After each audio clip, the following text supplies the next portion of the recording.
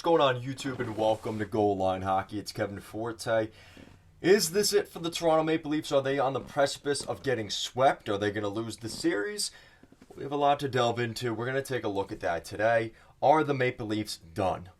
So it obviously hasn't been a great start for the Toronto Maple Leafs in their second round series against the Florida Panthers. They dropped their first two games in the GTA, losing at home in both of these games in pretty heartbreaking fashion. The first one, all right, whatever. It's game one. You're trying to get a feel for your new opponent. No big deal. Now they lose game two. And we know how Toronto is as a city. The expectations there this season.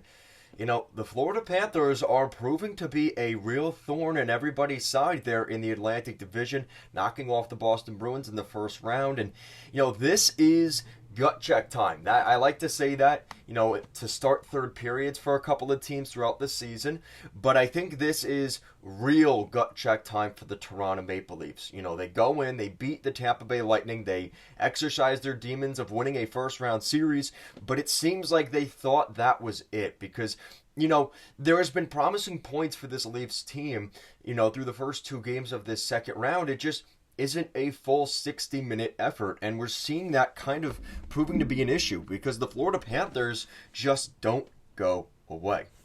Now, you look specifically in game two, right? I think game one, you could very justify, all right, that game really could have gone either way. But in game two, we're starting to see the depth of the Florida Panthers continue to do what they've done.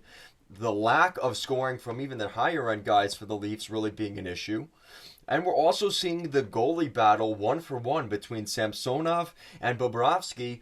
Bobrovsky is definitely the better goalie through the first 120 minutes of hockey in this series. So, looking at the leading goal scorers for the Leafs right now.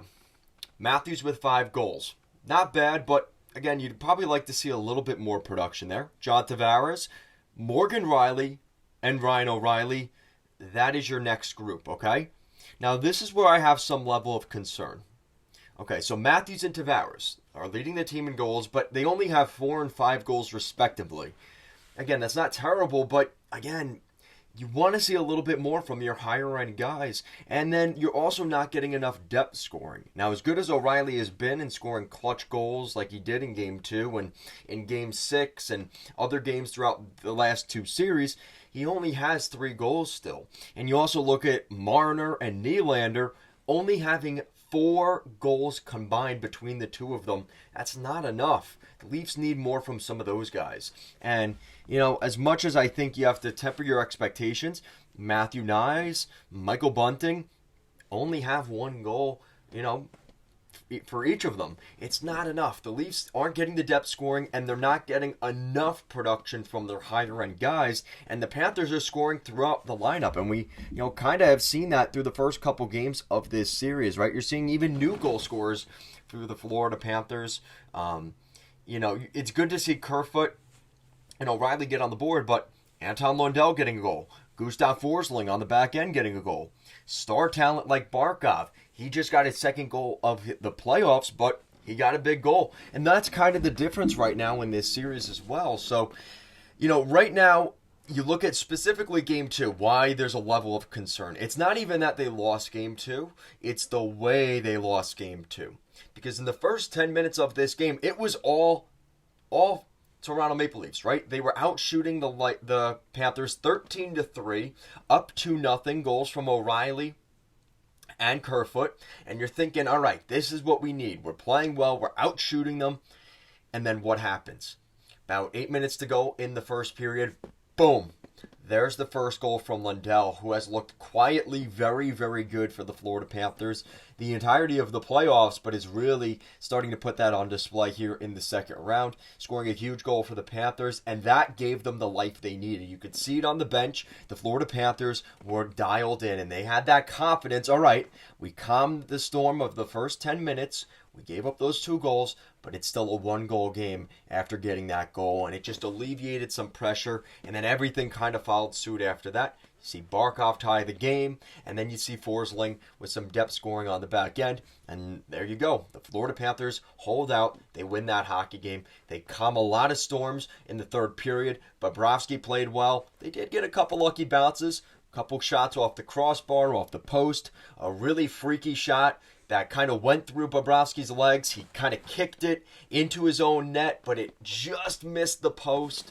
And who knows if that bounced another inch or two a little bit closer to the net, that might be a goal. So the Panthers definitely had their opportunities to come back, and they fully utilized them, even when it looked like they were kind of out of the game. And when the Leafs seemed like when they were up 2-0 and kind of had their foot on the Panthers' throat per se, they weren't able to use that killer instinct and just take the Panthers to the cleaner. They weren't able to do that. They weren't able to build up enough of a lead to hold it. And unfortunately for them, once the Panthers regained momentum, ended up taking the lead, there was really not much of an answer from the Toronto Maple Leafs.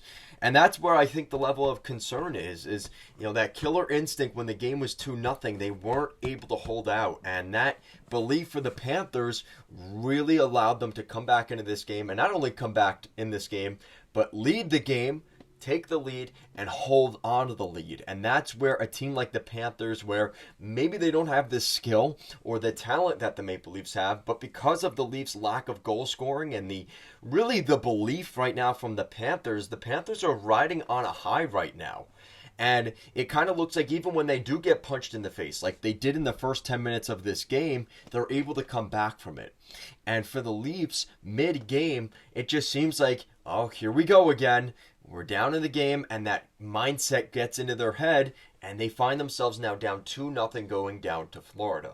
So that is kind of the reality of the situation, but it's not all doom and gloom for the Leafs. You look at what happened to the Devils-Rangers first-round series. I know, two different teams, different division, I totally get it, but it was in this year's playoffs. The Devils were down 2-0, blew their first two games at home. As the Leafs now need to look at this series as we need to win one game at a time, and we need to treat game 3 like an elimination game, because to be honest with you, with the way the Panthers have been playing, there's no way the Leafs win 4 straight games. You need to take this as this is an elimination game in game 3 down in Florida, because they will not be playing back in Toronto for a game 5 if they don't treat it as such. Bobrovsky's been playing well. They need to get more guys in front of him, trying to create more rebound opportunities instead of one and out situations. The Leafs need to be a little bit more in that position, and that's where the Leafs kind of lack. The Panthers are putting a lot of screens on Samsonov, making it really difficult for him, creating opportunities, scoring scoring goals in very opportunistic times, like they did in Game 2, scoring that goal to make it 2-1. Those are the things that the Leafs have been kind of lacking here, and where they saw that in Game 6 against the Lightning with that O'Reilly goal to tie the game, and ultimately the game winner by Tavares in overtime. Those are those clutch moments that we're starting to see the old Maple Leafs in the playoffs that we've seen over the last couple of seasons here in round 2. And against a team like the Panthers, who has all the belief in the world, they truly believe they can beat the Toronto Maple Leafs, and now they really feel that because there's that sense of doubt, not in the Panthers, but in the Toronto Maple Leafs. And if the Panthers could have had that doubt in them early in the series, maybe the Leafs could have had more control, but now all the pressure is on the Leafs going down to southern Florida. I don't think this is going to be a sweep, but right now, if we go out of Game 3 and the Leafs lose Game 3, I think the Panthers will win this series in 4 games. This game is critical for the Maple Leafs. If they want any chance of winning this series, they have to win Game 3. And I'll leave it at that for you guys. But let me know what you guys think down below. What do you guys think of the Florida Panthers and the Toronto Maple Leafs second round series? I hope this ends up being a fairly long series. Take it 6 or 7 games.